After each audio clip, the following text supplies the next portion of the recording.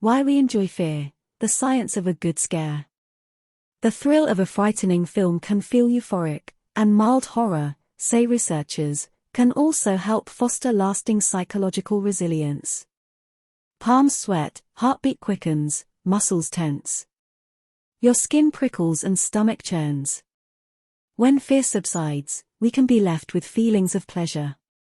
Is this just the relief of having survived, or is it something more? Fight or flight. The amygdala, an almond-shaped bundle of neurons deep in the center of the brain, controls the fear response. In a fearful situation, the amygdala stimulates the hypothalamus, which activates two systems in the body, the sympathetic nervous system and the adrenal cortical system, causing a flash flood of hormones and triggering the fight-or-flight response. Adrenaline boosts the body's alertness. It speeds up the heart rate and diverts blood from the core to the muscles needed for movement.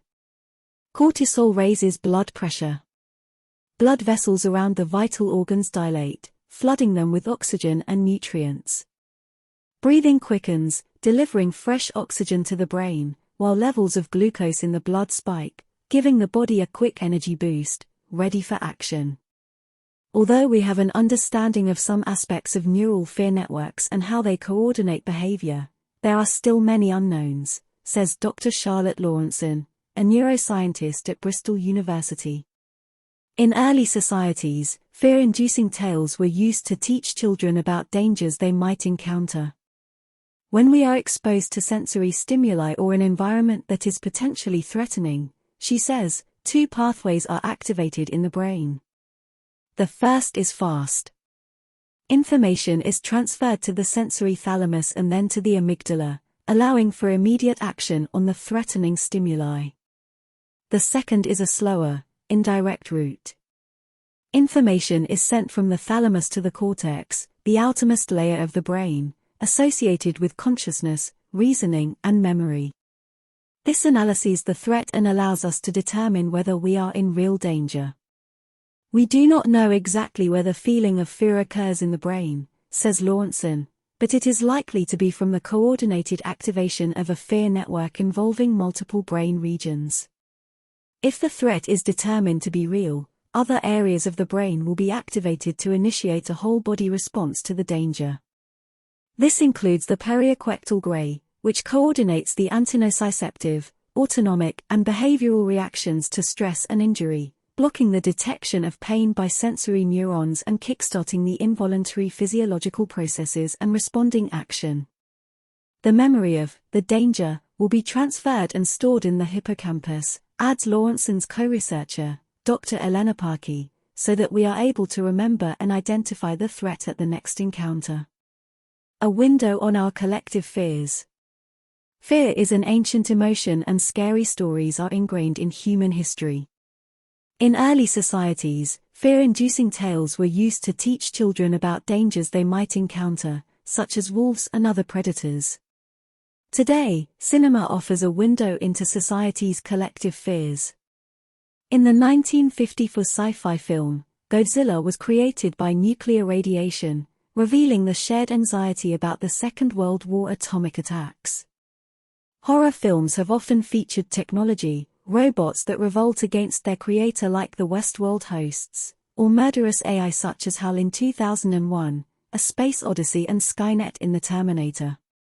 In the late 1970s and the 1980s, Michael Myers and Freddy Krueger made their appearances alongside the emergence of the serial killer in the public consciousness. In March 2020, when the pandemic went into hyperdrive, downloads of the movie Contagion, about a deadly pandemic, surged. Why did people want to watch a horror film about something so real to them at that point in time? Professor Mark Anderson and his colleagues think that horror films have learning potential for uncertainty management. Navigating an unpredictable world. An associate professor at Denmark's Aarhus University, Anderson researches the cognitive processes involved in play and learning. Spending time in these fictional realms can almost be thought of as an opportunity to draft up your own instruction book for worst-case scenarios, he says. A study on horror fans during the COVID pandemic found that people who enjoyed watching scary films were more psychologically resilient than non-horror fans. They have, in some ways, been exposed to similar scenarios and might use that experience for navigating new, uncertain realities, says Malmdorf-Anderson.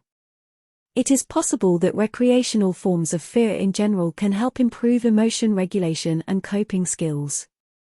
Enjoyment of fear, says Malmdorf-Anderson, makes sense if you look at it as a form of play. Enjoyment of scary stimuli seems to be related to getting a grip on unpredictable situations, he says. In much the same way, children's play is characterized by seeking out moderate amounts of uncertainty, moderate surprises, in an effort to make sense of them. In fact, researchers at Exeter University say that when children's play involves risk and fear, it can function as a protective factor against anxiety. Play, says Malmdorf-Anderson, is a strategy for learning how to deal with unfamiliar situations and making the unpredictable predictable. The sweet spot.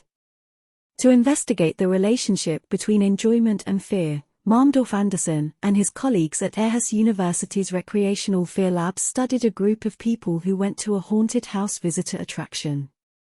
There, the guests voluntarily signed up to be terrified by brain-munching zombies, chainsaw-wielding maniacs, and child-eating murderers. The researchers filmed the guests, monitored their heart rates and asked them how they felt at various points during the experience. At Dystopia Haunted House there are about 70 to 100 scare actors each night, says Malmdorf-Anderson, and a large special effects department. They challenge their guests on a lot of different levels: disgust, fear, jump scare, unease, being alone, being in the dark, claustrophobia. The findings indicated that humans don't enjoy being too far from their normal physiological state, but they do enjoy being just a little bit out of their comfort zone. Our results suggest that there might be a sweet spot between fear and enjoyment, says Malmdorf-Anderson. A just right spot where the context is not too terrifying, but not too tame either. This sweet spot seems to be where enjoyment is maximized. At that spot, a flood of fear quickly followed by relief results in the release of feel-good chemicals in the brain, endorphins and dopamine, rewarding you with a rush of euphoria.